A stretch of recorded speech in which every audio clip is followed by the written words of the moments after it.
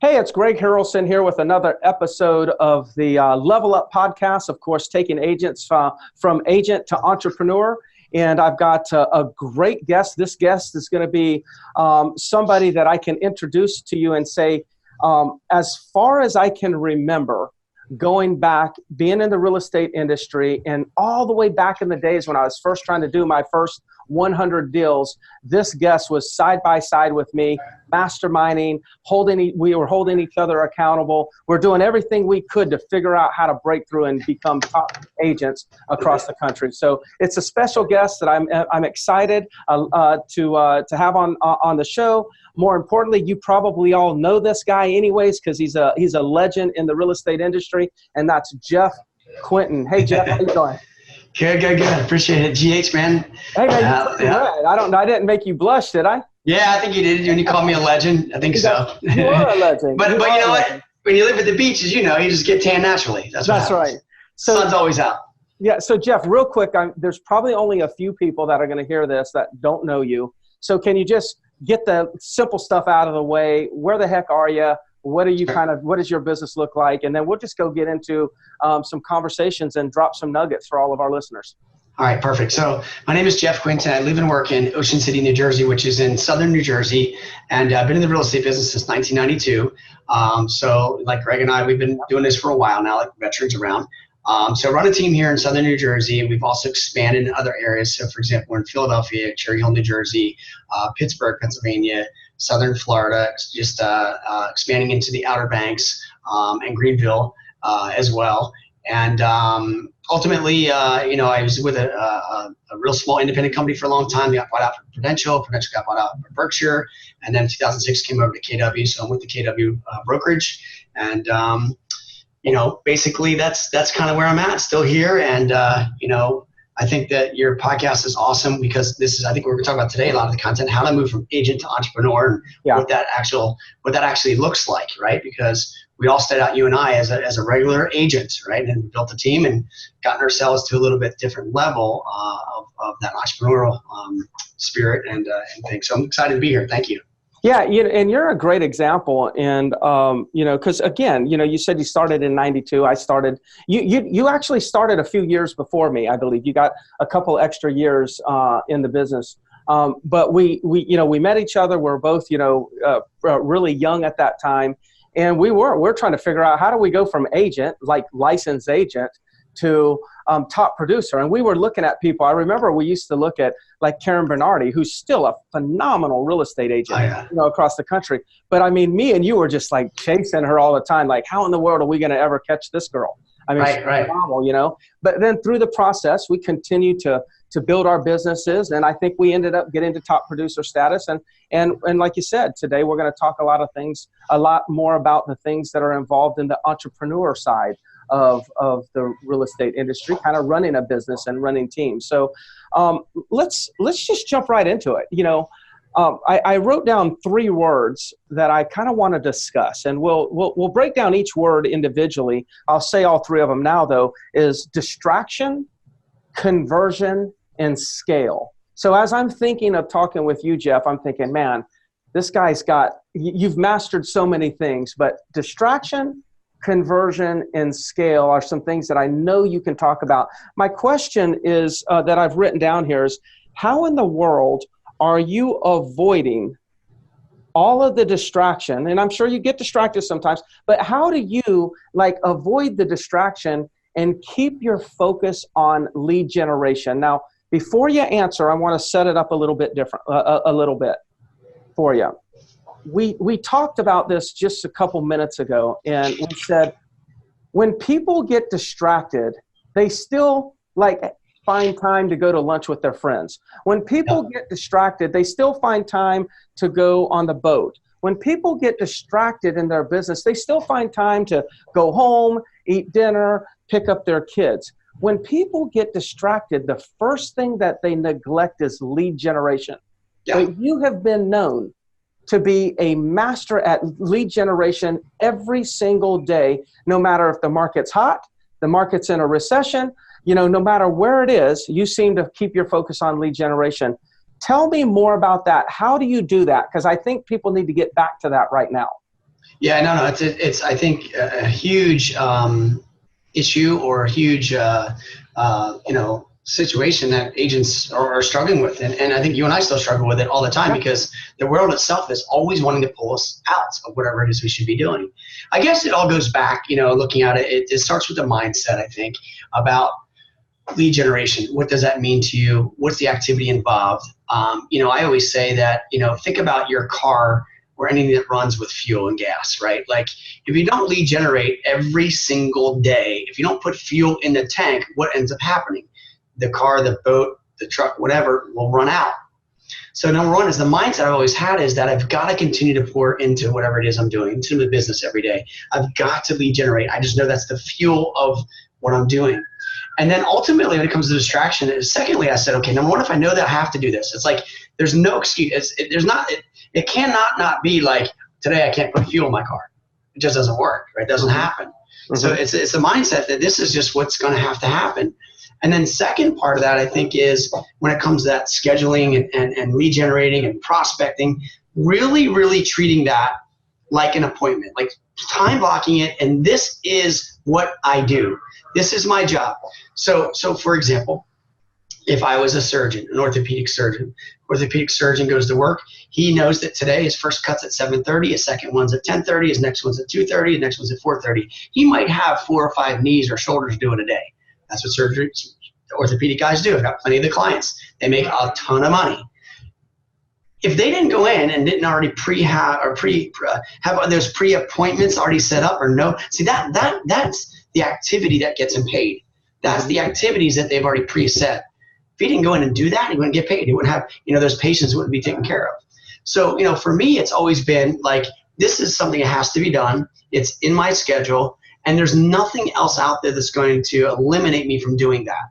And so it all starts even from like what we always used to say, we still say now is, your day starts the night before. It's the before the scenes of getting prepared so that no distractions are going to set you up so it takes you away from it. So ultimately, what does that mean? Okay, that means that if you're going to lead generate in the morning, you have everything prepared the night before at your desk is clean, you have your numbers ready, maybe they're loaded up in Mojo or Vulcan or whatever system you have. We're using Contact Junkie, we'll talk about more about that. Things are ready to go, so that blast out. So when the replies come back, you can get on them right away, making that part of it. You also then set up your environment, right? Like this. The number one thing I think reason why people get distracted is because their environment sucks. They're just messed up. It's just it's set up that they're set up for to be distracted. Like ultimately, one of the things I learned from you early on, which is incredible, was you took your call center, your prospecting place that you guys lead generate, away from where your normal office is. Brilliant. Like we still do that today. If you come to where my office is here, it's not in the market center. It's not where the office is. It's separate from my admin team. It's separate. Like, in other words, from the outside looking in, it's a retail shop. There's no signage. There's blinds in the door. You walk in, it's a full-on real estate office with stand-up, desk. There's no chairs. It's all stand-up, 2 phones, 2 headsets. Again, every old school 2 headsets still plugged in, and it is corded. It ain't wireless, right? Here to go. And I got my objection handlers in front of me. I've got my flip chart with my scripts there. It's an environment that when you walk in, I cannot be distracted. It makes me want to be in a position where I'm going to lead generate. If you call my office, there's no phones that ring in here. It all gets directed back to the admin, right? So no distractions. So outside of that, then we set up and say, well, if distractions is going to be this way, 1, I've got my environment set up. Now 2 is, who is going to be the one that's going to distract me? Okay, well, I've got 3 daughters, right? You got kids, right? And my wife, right? So, okay, number 1, hey guys, I already have an appointment. So every morning from 9 o'clock to 12, I'm on an appointment. I'm doing my surgery, right? This is what I do. If you should call me then, you're not going to get me. Now, obviously, if there's an emergency involved, my wife knows to text me or something like that and call me or whatever emergency. Otherwise, I've set up so that the people around me, my mom knows this, my wife knows this, my broker knows this, my manager knows this, every real estate person in the community knows this. Like, you're never going to get Jeff Quintin on the phone or anybody of his team at 12 o'clock between 9 and noon. Just isn't going to happen, right? So we've set it up and let the whole world know this is what we do. And then we also let our clients know. So if it's a seller, hey, Mr. Seller, look, if you try to reach me between 9 and noon every day, I'm out prospecting right now to find a buyer for your home. So just leave me a message, and I'll return your call between 12 and 1. Let me know the best number. But just so you know, if you call me then, I'm going to be focused on finding a buyer. It's setting the expectations up, right? Now, I know I'm going on and on. No, that's good. It's great stuff. It's just, I think that it's just the discipline of that needs to happen. And agents, unfortunately, sometimes don't understand the level that it takes. And then even the next level is the importance of what their time is worth when they're doing it. I mean, at the peak time of when I was prospecting, where it was a time when I knew that for every 8 contacts I made, boom, I got a listing. And not even an appointment, a freaking listing. And at the time I knew that, okay, right now if I prospect in these 3 hours, my time's worth $4,000 an hour when I'm doing that activity. So can you imagine? I know that I can walk in the office, make 8 contacts, get a listing, and basically on the hourly rates for 3 hours, I make $12,000. Mm-hmm. Like if you knew you could make $12,000 and ask anybody in the world, $12,000, 3 hours, do this activity, talk to these many people, you'd want to jump out of bed every morning, but like, I have to do that activity because that activity causes this result.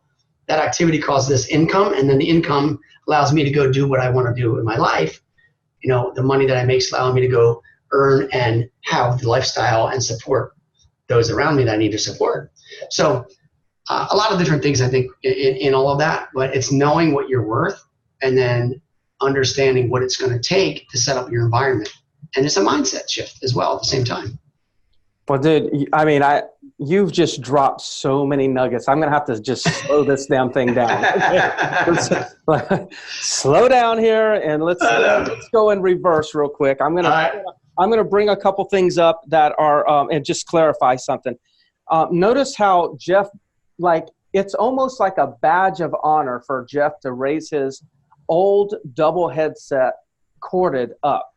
That's right. You know what's interesting about the corded is, like, it doesn't look cool because technology and cordless looks way better. Like, you're relevant, you're current. But if I had the option of having 2 prospectors, one's corded, one's cordless, and they had the same skill sets, same set of numbers, I would take the corded prospect over them, because when you have a corded headset, you're less likely to walk away because you have to take it off. When you have a cordless headset, you like the freedom. It's like, man, I can walk around. So then what you start doing is you lose focus on your calls. You start walking around. You make less contacts per hour. So even though, you know, I knowing Jeff, I catch these things in this dialogue, and I wanted to bring some attention to that because Jeff, even though you said that, there is a lot more meaning to it than just like, oh, Jeff's got an old headset. You know, like somebody in the audience may send you a cordless headset. Don't send him a cordless headset. He's going to be mad, and his team's going to want it, and then he's going to get mad that they're using it. He's going to want to put cords back on them. Cords and leashes are very similar, okay? And if you ever hear Tom Ferry and Matthew Ferry tell a story, Mike Ferry, I think, one time put surfboard leashes on the ankles to keep them at their prospecting station when they were working for Mike, because they would actually walk away too much, and it was impacting their sales. So there's one. We did the same thing. Surfboard leashes here back in the day. We used to do it around their ankle to their desk, like that's what we are to their stand up. I'll give you another story just to bring it in. Where you say this is, we had an agent one time that wasn't making his contacts, and it was all in a prospecting room. And it's all guys, right? It was no women.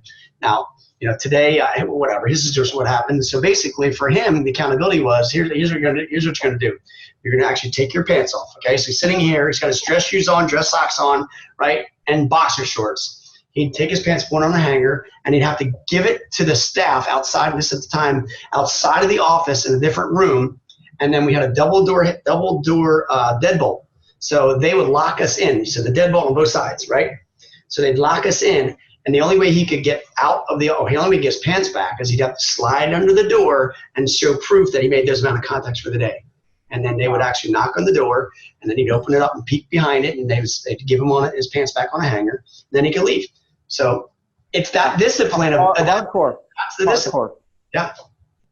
But that's what gets you to where you want to go. A few other things that you said that's important is, if you're family, you got to make sure that everybody knows what you do. And I, so many things that we talk about, either one of them could either one of us could probably say it because we're so similar. But like, you take Jeremy Finger, my financial advisor that very well. If you were to call Jeremy and say, hey, have you talked to Greg? And it's 9 o'clock, or why don't you call Greg? Even he would say, oh no, he's prospecting. Even today, years later, after, I've kind of gotten out of the daily grind of prospecting, my friends still associate with me between 8 and 11 doing income generating activities, which I'm still doing that, just not making outbound calls. And my wife, she knows that 8 to 11 is my routine. It's my sacred time. It's when I'm performing surgery. And just like you said, if I was a surgeon and my wife knew or family knew that I was in the surgery room at that moment performing an important surgery, they wouldn't call unless it's an absolute emergency.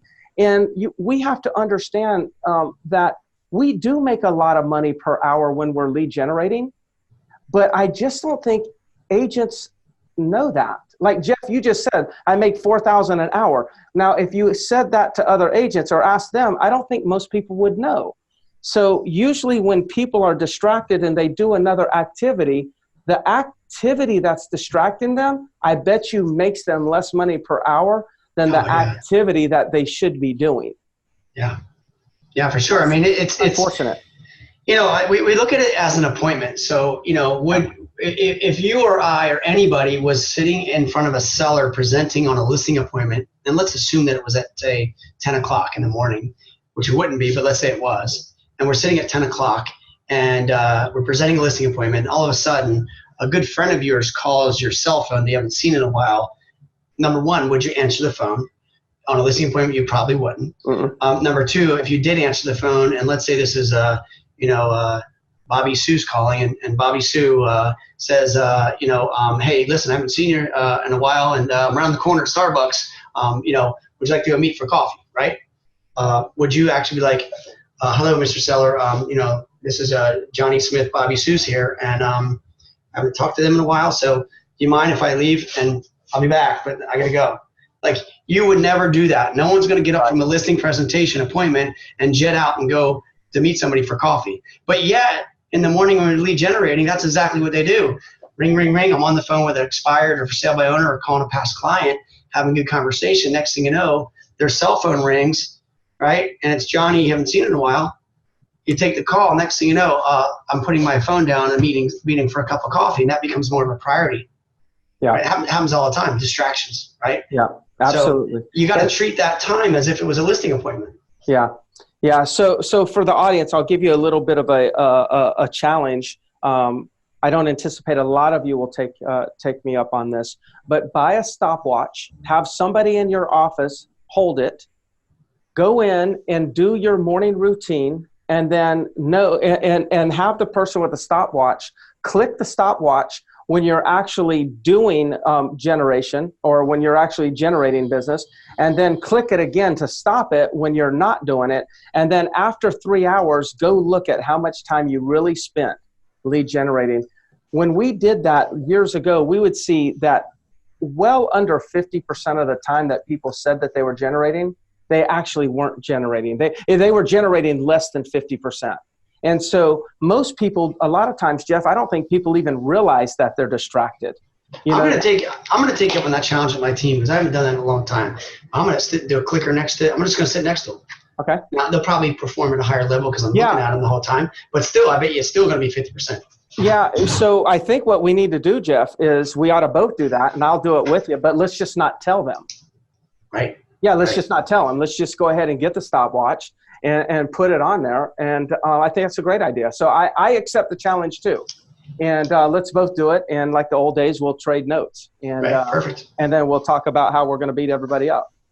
Exactly. Right. So let's move on. Let's move on to another conversation. Okay. So I wrote down conversion.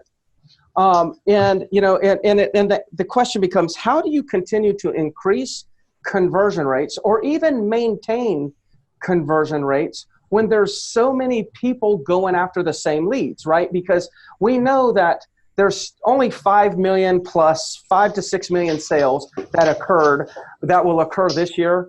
that occurred last year and they occurred the year before in the real estate industry in America. So the number of sales is kind of remaining fairly constant.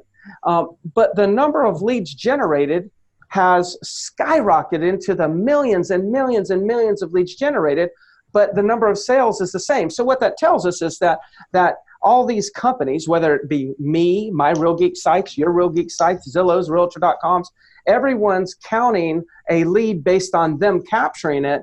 But because the people are being captured in multiple systems, that's the reason why the lead count is going up, because they're being counted duplicates, triplicates, and et cetera. So what that tells me is if they're being captured in multiple CRMs, then that means multiple agents are calling them and emailing them, which makes it more competitive.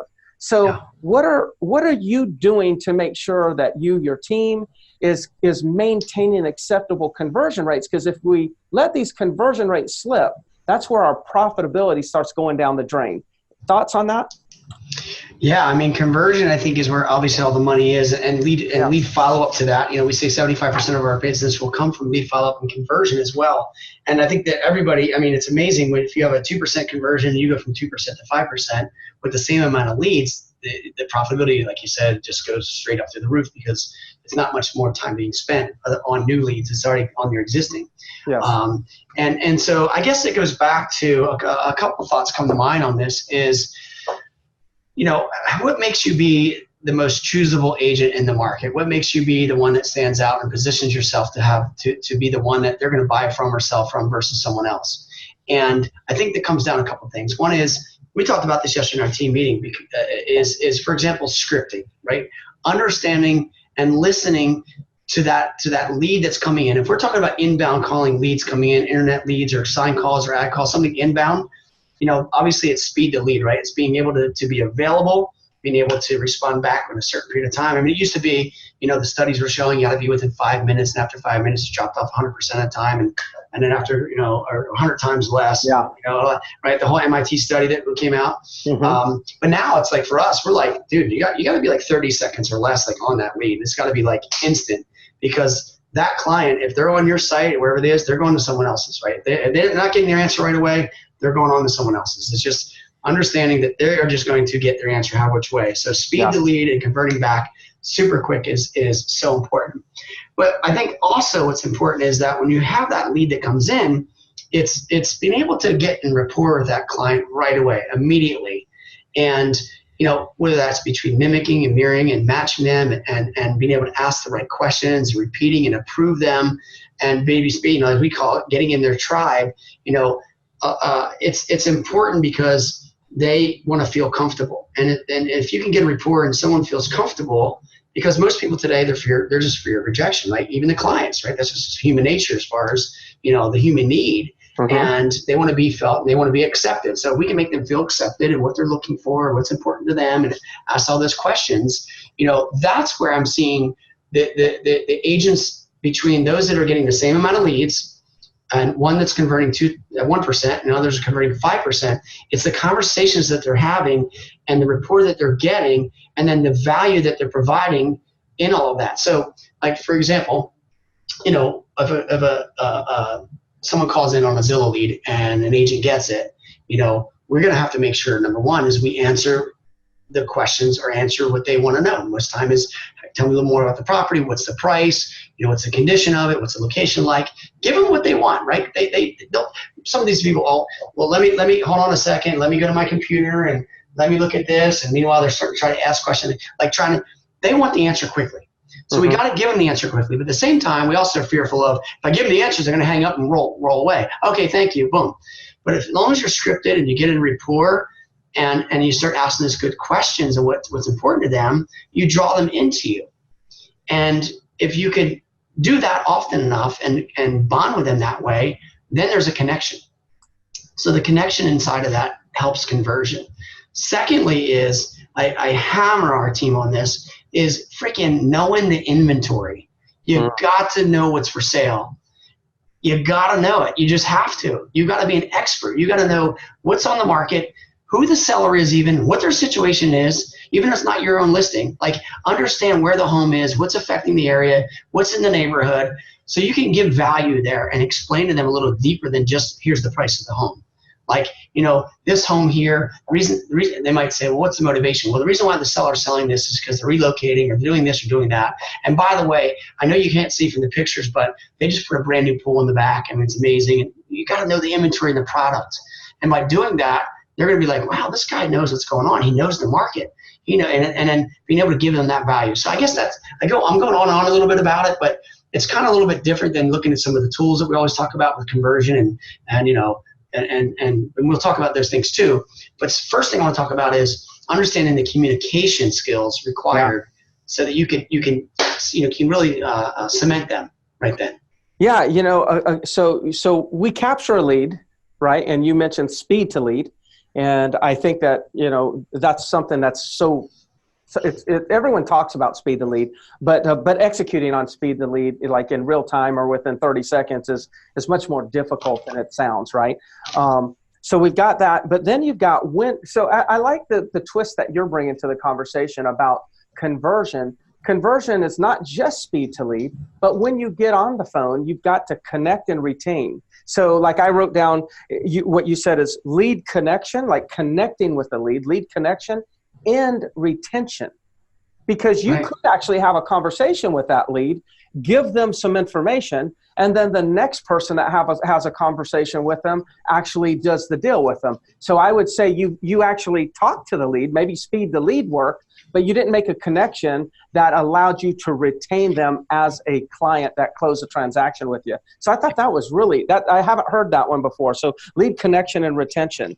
So let's talk a little bit more about the technology side, because I know that you're using Contact Junkie, and of course, it's something that a good friend of ours, Abe Safa, created, and I'm involved with. But how are you using Contact Junkie? How is Contact Junkie improving your conversion ratios?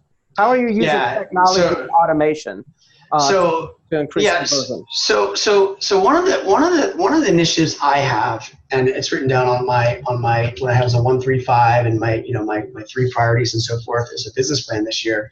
One of those strategies is generating leads and obviously conversion in this topic for my team. So I set out and said, okay, I said to myself, one of the goals I have currently right now is how do I generate 100 seller inbound leads a day to the team? That's my goal. When I wake up every morning, that's my only one thing. Like, how do I generate 100 seller inbound leads? And sometimes it can be buyer inbound leads too. Like, I want them to be in conversation and getting people where they're actually outbound prospecting each day without distractions, right? And they're getting the ability for inbound to come in so they can go qualify and convert.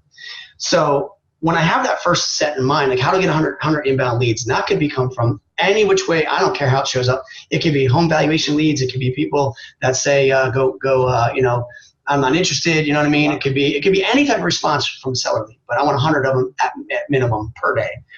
So what we're doing inside of our organization, especially Contact Junkie, is basically we're taking every and any all lead we have, and we're putting them into the system. And the system has sequences set up, as you know, and there's campaigns inside of that. And we're running those campaigns each and every day. And basically, we're setting them up in a strategy where they're triggered to make sure they're going to raise their hand with some good content inside of them with some value. Now, for example, my mindset behind this is that, everyone talks about that, they want to have or go hire their own ISA, their inside sales associate, right? Like that's their, I want an ISA, how to get an ISA? But no one's actually done it themselves at the level they should as their own ISA. Like I keep telling everybody, listen, you need to be your own damn ISA first, right? And so get that, nail that down. And then ultimately, if you need some leverage, rather than going hiring a person, Contact Junkie becomes my ISA. That's how we're using this right now. So for example, this morning, Dave on our team, my listing partner, he's got his own account. And he by 10 o'clock this morning, he'd already set, and he screenshotted it and sent it to me. He goes, dang, this worked really well this morning. I already set one appointment for $700,000 specifically on the campaign that came in from Junkie. So it's allowing us to put these leads that we have, whether expires or sell by owners, doing just regular homeowners in the marketplace and communities through there. And then we are able to watch the responses come back. But what's cool about it has been all the the intelligence behind it says, we know that if we do this campaign and it runs for 10 sequences, on average, it's 4.5 times before they actually respond. Yeah. Whatever which one it is. So it's really cool to see, okay, this campaign's performing better than this one, or this one takes longer, or whatever it may be. So we're really treating that as our ISA right now inside, and the agents are treating that way. And we're just loading it up each and every day. So we're increasing as a team anywhere between, it could be as much as 100 to 150 to 200 responses a day by putting in maybe 1,000 leads and running at any moment. Yeah, but ultimately, that's how many responses we're getting back, which therefore allows the opportunities for me to come in and either reassign them to the agent whose lead it is, or if it's other outside sources of leads, I can then choose which agent based upon the geographic location they service or the type of lead or whatever, and start giving those leads out, which therefore, as you mentioned earlier, is providing great value to these guys. So helping them convert at a higher level as leverage, and then also providing them leads that are coming in through systems as leverage as well. So yeah, it's working. That's solid. That's solid. So one of the things that Abe was focusing on when he developed Contact Junkie was we keep talking in the industry, and still today, everyone talks about conversion from contact to contract conversion rates. And what I'm trying to preach is and get people to listen to is like, hey, look, that ship has sailed. That's not the conversion that you need to be spending your time looking to improve right now. The conversion ratio that you need to spend your time and money on improving is capture to contact ratio. Right. Because see, every lead comes at a cost, whether or not you talk to them or not.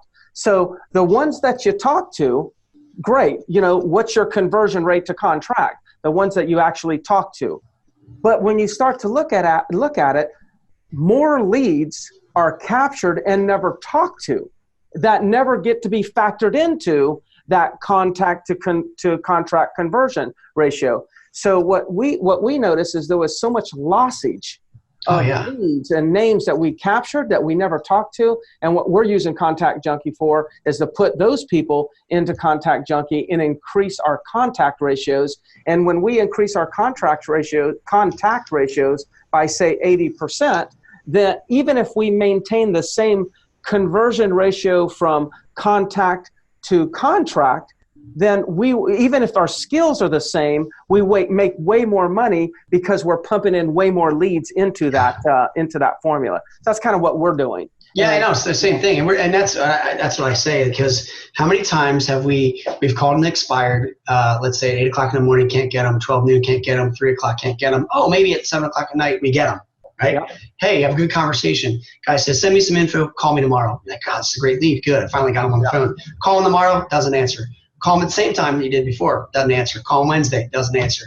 Next thing you know, a whole batch of more expireds come in. We call, and now we talk to these other expireds that we have a good conversation with, send them stuff. Next thing you know, the first one that you talk to, he gets lost. He's done. Like you're just on this other one. And I chase that guy down, and we're using it as the same thing. Like we're using it as a chaser. Like this is the ones I can't get to, I need to get to. So therefore, if I'm getting to the ones I normally get to, and I can get to more that I can never not get to, all combined together, getting to more, and then the conversion goes up, and then plus having the skills to know what to say and get a rapport, as we talked about before, combined, production is going up. I just had this crazy visualization here, this vision of you standing in this room, and there's like 10 plates spinning on these rods, right? And you're just like running around, and you're like all these damn plates. Well, what Contact Junkie for you is just added like 4 arms. So instead of being able to keep 10 spinning, now you can keep 40 spinning or 100 spinning at one time. And if you can keep, 100 spinning versus 20 spinning, then you're probably going to do 5 times the production. So that's awesome. Let's go on to the last word that I wrote down, because I know that you've expanded. I can remember back in the day, you were like the king of Ocean City, New Jersey. You just absolutely dominated the market share in that market, and I'm sure you're still crushing it in that market. But now you've crossed state lines. Actually, you crossed another state line and multiple state lines. My question is this: with those guys that are out there, or those agents, male or female, that are out there building big operations for themselves, they're scaling, or they're expanding. Let's call that. because expanding and scaling is not the same thing. Right. How are you scaling? And I don't really want to talk about how do we scale and make sure that we provide all of our team members leads, because that just takes a couple dollars, right? Spend more money, we can provide them some leads. But I think one of the things that you do well is you coach your agents, you train your agents, and you provide them resources and systems to help develop their businesses. That's harder to scale. So how are you maintaining the quality of your coaching, to a broader audience that's no longer just in your one office in Ocean City, New Jersey?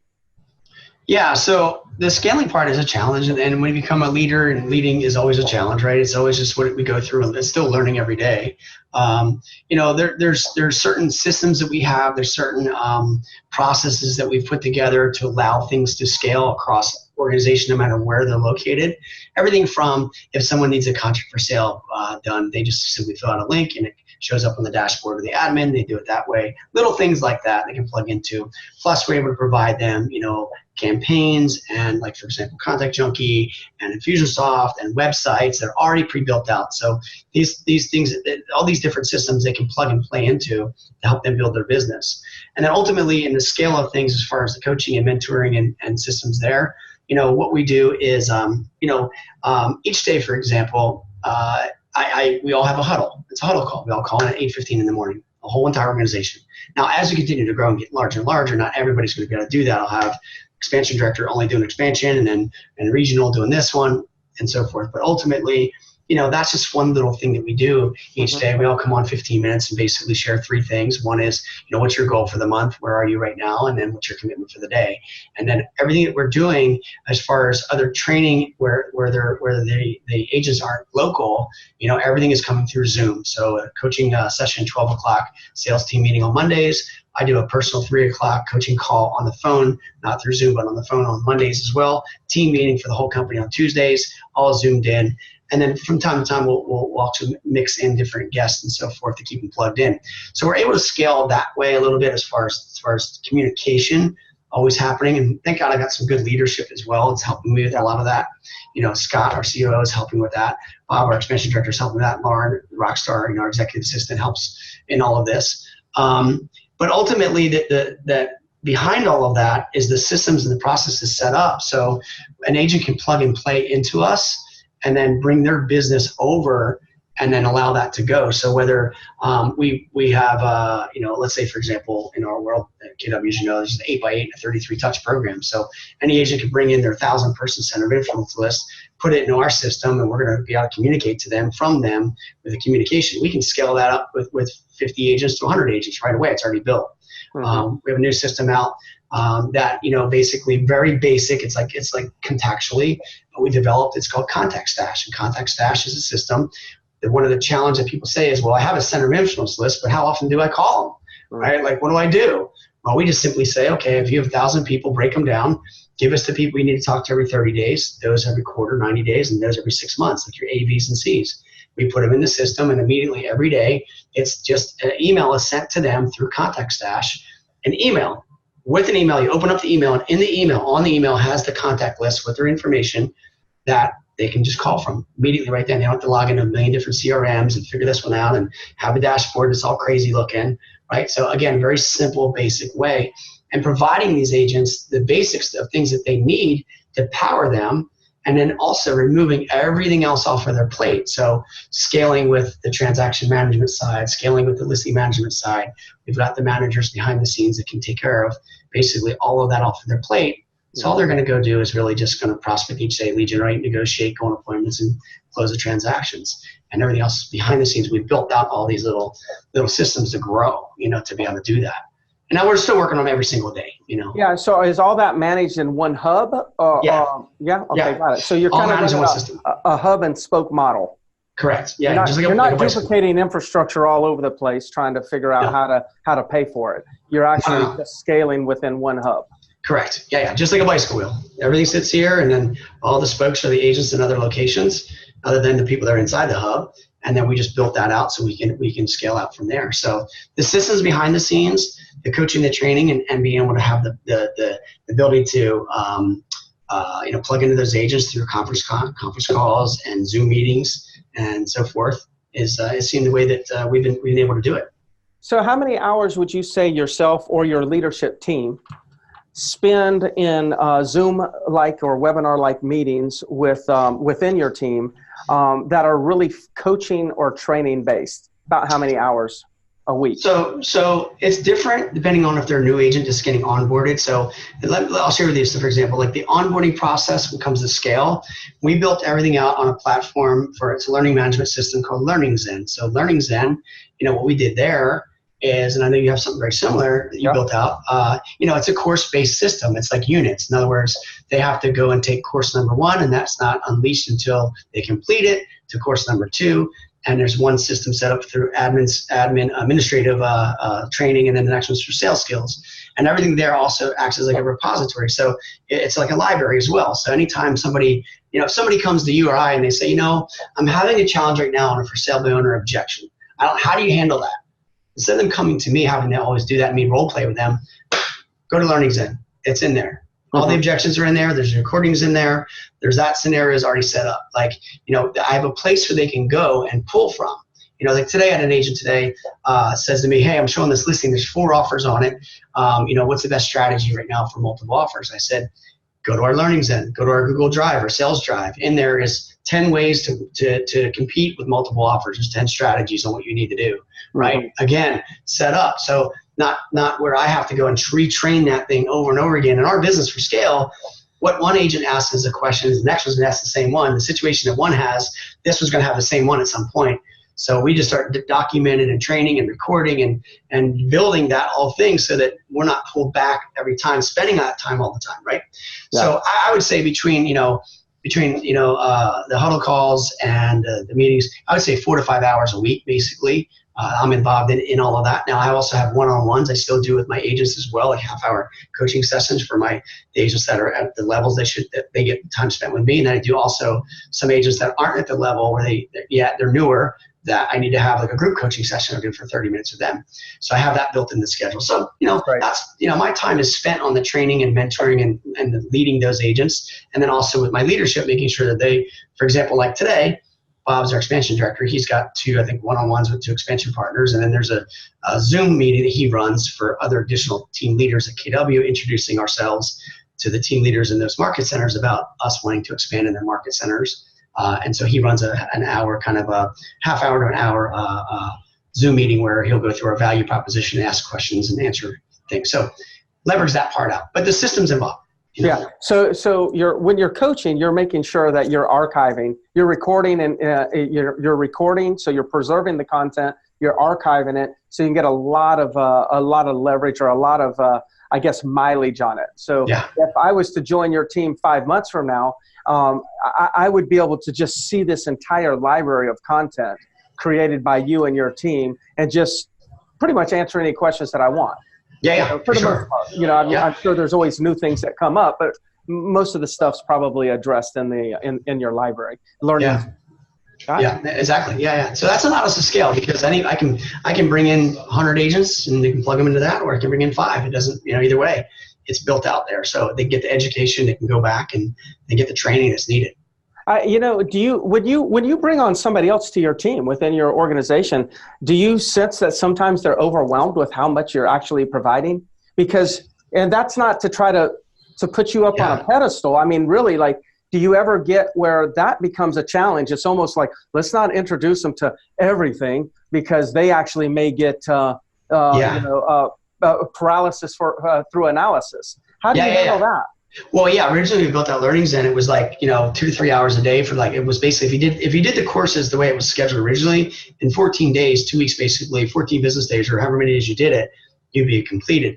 We now rebroke that out and said agents were getting overwhelmed. They couldn't get to do it. Plus, I want them to get in production. I want them to sell, not to be overwhelmed with just all this. It's kind of a balance. So we did break that out. We have just the stuff that's like the welcome to the team. Here's what you need to do now, like getting them set up in the beginning. And that's kind of the first week and learning some stuff there, and then introduce the next part of our CRM, Real Geeks, understanding how that works so they can start lead generating, getting them in the system.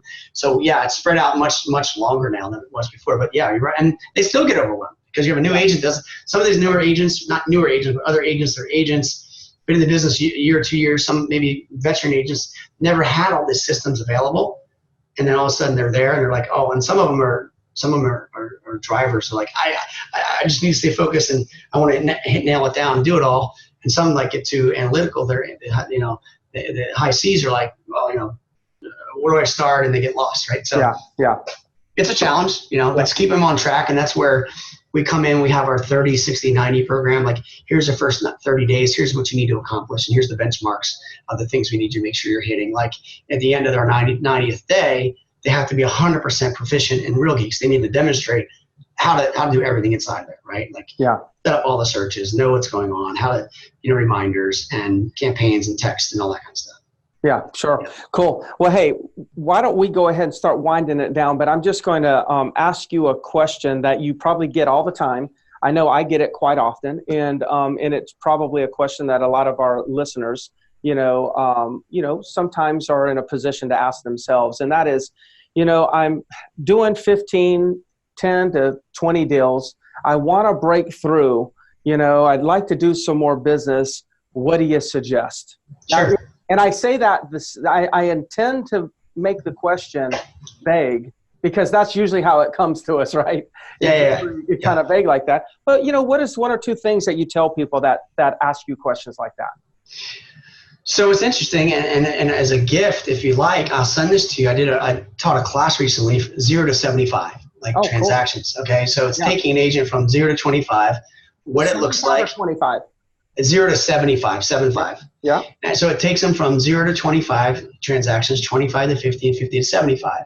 And it just breaks down like, okay, in that journey of going from those, wherever you may be. So if an agent's in 10 to 15 or 20, and I don't have the notes in front of me, but I'll just remember what they basically are out of my mind is the agent's doing 10, 15, 20 deals. You and I know that agent is grinding, man. That agent is in the business. They're working 8 days a week. If there's 8 days available, they're working 80 hours.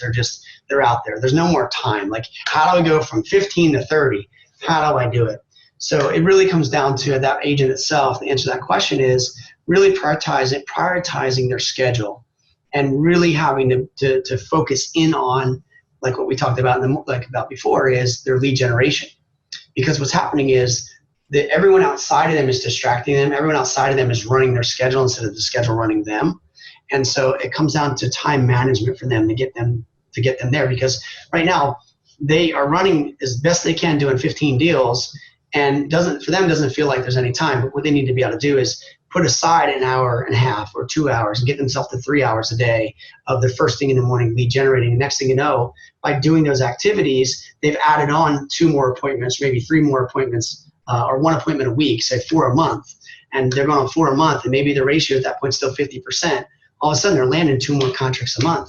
Next thing you know, and they're selling one of those there. So now they're getting 1 more deal a month from just going on 1 more appointment a week. But it's the time that they're spending, and so it's a time management issue. Making sure they need to get the lead generation time, I believe, is the first thing that they need to kind of look at. So it's looking at, and I'll do this real quick. And I know we're coming to the thing. 4 things I would look at is draw a line down the middle, vertical, and draw a line horizontal. At the left-hand part at the top, you write down start doing. Right below that, stop doing.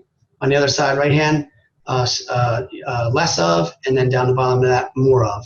And what they need to do is really take a look at their time and put in there and say, what do I need to really stop doing? Absolutely stop doing. Like, in other words, I'm not going to get distracted, or I'm not going to do a doctor's appointment at 10 o'clock on a Tuesday when the doctor tells me I'm only available at 10, right? Because you already have your appointment. So I'm going to stop letting people control my morning and start doing. Well, I'm going to start previewing property, where I'm going to go learn the inventory, and I'm going to start calling my past clients or center of influence. Make sure I call them once a month, right? So anyway, we're going to look at this whole 4 quadrants. We're going to take that, and where it says stop doing and less of, that's what you're going to start removing from your morning. And now you're going to then have a business plan based upon your start doing and more of, and you do that. And if they were able to do that and concentrate on just those items and put that in their morning schedule, they're gonna add 1 to 2 transactions a month. Dude, that is awesome. That's awesome. So what do you call that? Do you have a name for that little quadrant thing? The quadrant thing. Yeah. Well, you know what? We'll call it the Q quadrant. Yeah. Okay. Well, of course. Of course. That's awesome, man. Yeah. That's great. That is so helpful. Well, cool, man. I appreciate it. And as always, I enjoy just, hanging out with you, and we don't get to hang out nearly as much as we used to. But I do enjoy it. I'm going to see you, soon, and we'll hang out a little bit more. But if somebody has any questions or just want to send you a referral, or even more importantly, wants to join you and join in, your operation and get all these resources and coaching that you're providing, what's the best way for people to reach out to you? You just email me, Jeff at the Quintin Group. So it's Quintin group, thequintingroup.com. I'm on social media. We're at Jeff Quintin. Hit me up there, Facebook. I'll reply back there. And so pretty easy to get to. Yeah, cool. And if anybody wants to reach out to me, just go to find me on Facebook and message me. It's usually the easiest place. And, I'd appreciate it if you would, subscribe to the podcast and also give us a review, whether it's a good review or a bad review. All reviews are important to us. See how we're doing, of course, and let, Google, iTunes, and everyone else know that, that we're relevant in the eyes of the real estate industry. So please take a minute and give us a review. Jeff, thank you so much, man. I appreciate it. I'm sure the audience does also. And we'll chat soon. Yeah, appreciate you. Thanks so much. Yeah, man.